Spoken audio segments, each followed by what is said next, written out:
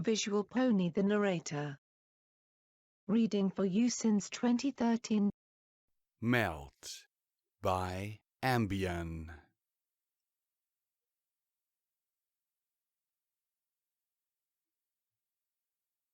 Celestia carried herself with elegance and grace. So much so, in fact, that her golden shoes touched the stone flooring with utter gentleness, soft and delicate as a trail of kisses. The rough and beaten workway would have been flattered, for it was everything the smooth, shining marble of Canterlot was not. There, in equal quiet and majesty, the Princess of the Sun might appear over some noble or other's shoulder.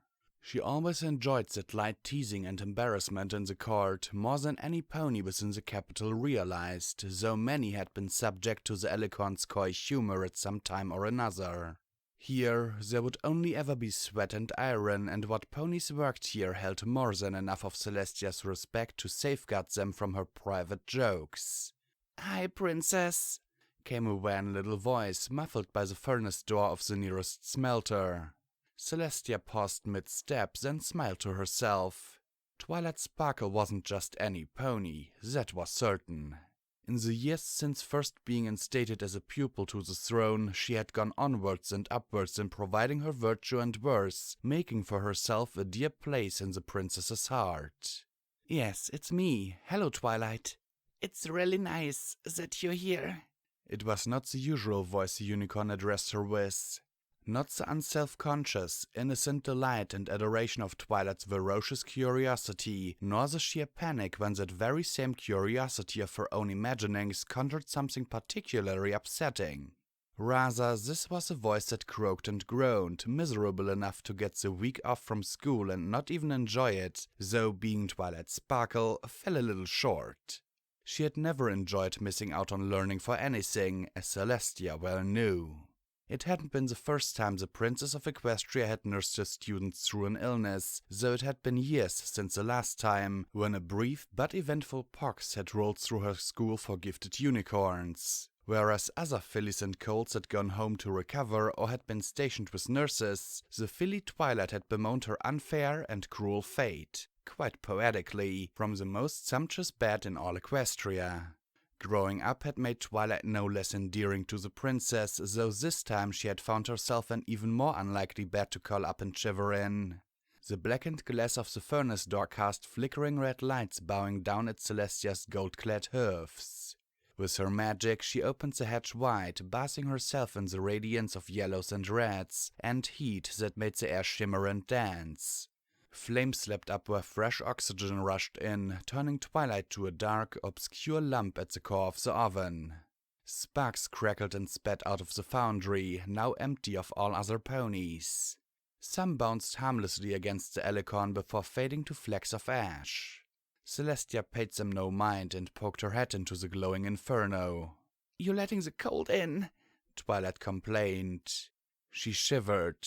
Fever sweat trickled down her brow and sides. Whenever a drip fell from the unicorn, the water remembered itself and exploded with tiny, vigorous spats into ultra-heated steam. At Celestia's beckoning, the bed of coals brightened all the more, until they were less like coal and more like shovelfuls dug straight out of the sun itself. "Feel better?" the princess asked. "A bit, thanks." The unicorn nestled down deeper into the blazing coals. "I still feel really woozy. I think breakfast caught fire in my mouth," she said apologetically. She mumbled something that might have been words. "I'm really glad you're here. Thank you." The innocent sincerity touched Celestia as it always did. "Of course, Twilight. Spike sent word to me as soon as he knew too. You were quick to figure it out." The sick pony made an aimless, sweeping gesture with her hoof. "The first 100 degrees I went above normal were a bit of a clue. Salamanderitis!" she suddenly exclaimed, knocking glowing coals about the place. One lump bounced off Celestia's forehead for comedic effect.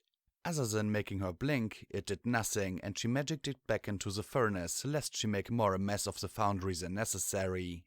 The working ponies had been very understanding of the situation, even if they didn't actually understand the situation. "Salamanderitis!" the unicorn cried out again. "Salamanderitis!" Celestia feared her student slipping into a moment of delirium, but Twilight had other notions. I'm sorry, Twilight said sullenly. Is Spike okay? I hope I got away from him quick enough. She groaned and turned over.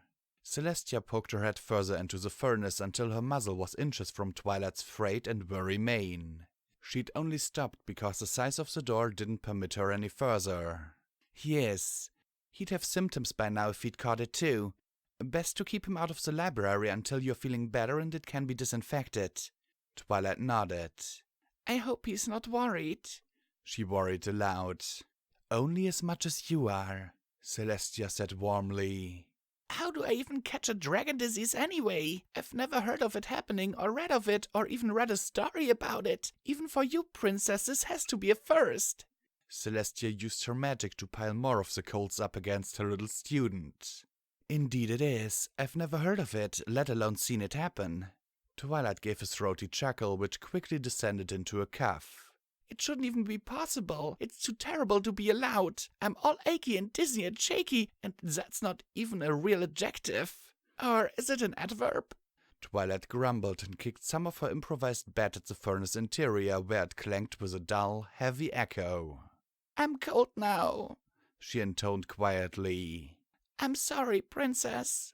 Don't think anything of it, Twilight. You're not well. I know. I'm trying to think straight, but I'm sick and tired of being sick and tired. If you'd rather sleep, I could... No, please stay. Twilight scrambled and scooped her way through the burning until she was more or less under Celestia's chin. Her wide, wobbling eyes pleaded wantonly. She shivered, then buried her head into the burning coals as if they were pillows. The heap of coals mumbled something incoherent, but nonetheless explicit. Twilight, my dear Twilight, it's all right. I think it's my high magic quotient, the coals said irritably. Any pony else would be immune because dragons are really magical too, so any flu that targeted them would have to be adapted specifically for that. The Salamanderidas thinks I'm a dragon, so now my body thinks it's one too and is fighting it that way. My magic is tricking itself. A horn sprouted from the inferno, sizzled with a few dead purple fizzles, then uprooted itself to reveal a most self-piteous and mopey Twilight sparkle. Celestia paused, then looked to her student. That was surprisingly succinct. Well, I am sick, but that doesn't mean... Twilight sneezed. The sick, vicious kind of sneeze perpetuated by only the true mucus exporter. Right in Celestia's face. Or would have expect that not even ash made it across the intervening space, and for that the alicorn was infinitely grateful. Twilight looked more sheepish than an actual sheep. I was considering much along those lines as well. It might have been just the fever, but Twilight's eyes took on a particular shine. You mean it? I do. I think like you do? I wondered and maybe I hoped that... I'm glad. Her head and eyelids sank respectively. Princess? For all the truth of having her head more or less literally face first in an inferno, Celestia felt a sudden chill all the same. Yes? I know I'm not really thinking straight, and I'm kind of scared and everything's still a bit dreamy, but I love you. Celestia drew a gasp like she hadn't done in a long, long time. Suddenly her poise and calm were fleeting things before her. I love you. You're like a mother to me, and I already have a mom, and usually I'm so worried about one thing or another, or thinking things through so much, but I can barely hear myself think right now. I'm just babbling, but it's nice for once not thinking and just saying. Twilight. Twilight found the strength to dredge her head up from the blaze. I love you, and I don't say that enough, and maybe no pony says it enough, even though we mean to, and especially not enough to you, because you're so much, so wonderful and amazing, and for everything I've done and been and learned, everything I've learned, and I find out there's 2 more things I didn't know, and... Twilight. and how much you've done for me, because maybe a tower full of books is what I used to think was the biggest gift to me you ever gave, but I'm just a silly, sick pony, and when I'm better I'm going to be so embarrassed, but I want to say it anyway, because it wasn't the tower of books or canterlots that means so much. It's every time you make me smile, or inspire me, or challenge me to grow, and I realize now that you've been treating me my whole life as Twilight Sparkle, not just a unicorn to put in a tower of books, and I love you for everything, and why am I crying and smiling at the same time? Exhausted, Twilight dropped softly to her bed of coals. The occasional tear went up with an explosive sizzle. And now I'm scared, she whispered.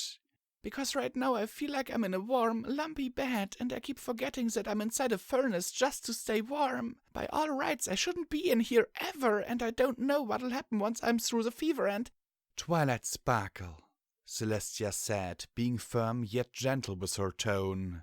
It'll be okay. I am here and I won't leave you.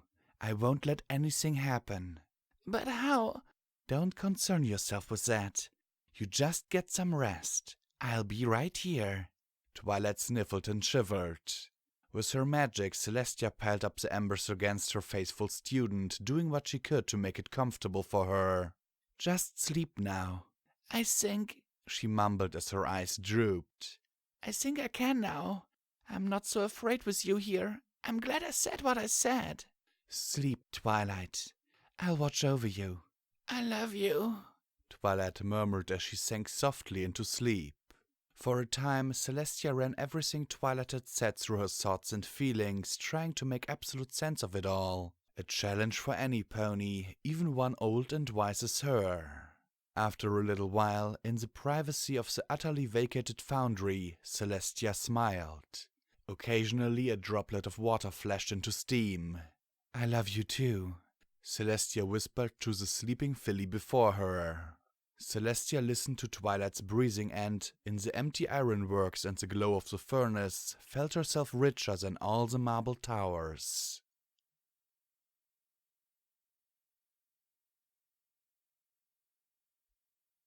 Okay everyone, here is my comment time for this one. As always, I will remind you I have a Patreon account through which you can support me, and I would really appreciate it if you did. Okay, let me tell you, this story has been on my read later list for ages, and I didn't read it until I actually narrated it. I just thought the description kinda caught my eye, you know? And I was looking for something, well, extraordinary? Yeah, you know, it's a little kind of slice of life story, and I think that's what I wanted to do this story for quite some time, but you know, I never got around to it due to Fallout Equestria, all the Fallout Equestria stuff I did and everything, and you know, it's a slice of life story, and that is basically, at least I think so, what My Little Pony was all about at the beginning. I wanted to do this story to remind everyone that yes, there are some extraordinary things happening in My Little Pony, like the fight between Princess Twilight and T-Rex, or Fluttershy singing with the pony tones, or many, many, many things. But this story really catches what the show in itself is all about. Think about it. Of course, many of us love stories like Fallout Equestria, or the multitude of crop stories that are out there, or Human in Equestria stories, but this is really something that got me hooked in the first place when I watched the show, which was really this interaction between the ponies, not in quote-unquote the equestrian wasteland or something. No, it was that a monarch, that Princess Celestia, was still so down to earth that she takes a commoner in as her student, that it was this motherly relationship between the two, and mother-daughter relationship, even though they're not blood related and everything. And it's something I enjoyed, and I still enjoy. And let the story be a reminder for you to, yes, there are stories like Fallout Equestria, there are stories like, I don't know, there are so many war stories, for example, or dark, or grimdark, or even gore. But they are, yeah, special, but this story is in my opinion at least, what My Little Pony was about when I first joined the fandom. Sincerely yours, Visual Pony.